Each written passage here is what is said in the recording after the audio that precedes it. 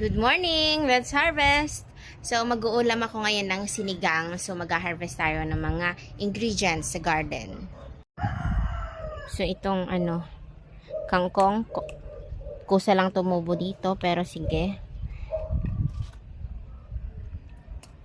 Diyan ka na lang para pandagdag sa ulam.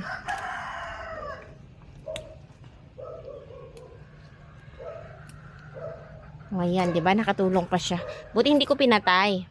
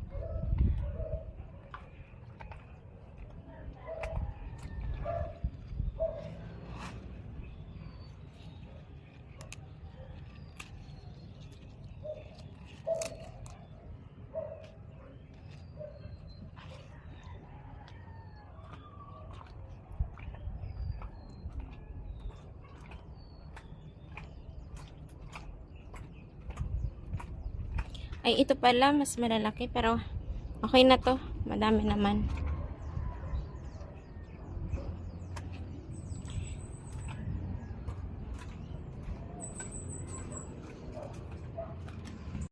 So, nag-harvest kasi ako kahapon. May mga okra, tsaka talong, and konting sitaw, tsaka alokbati.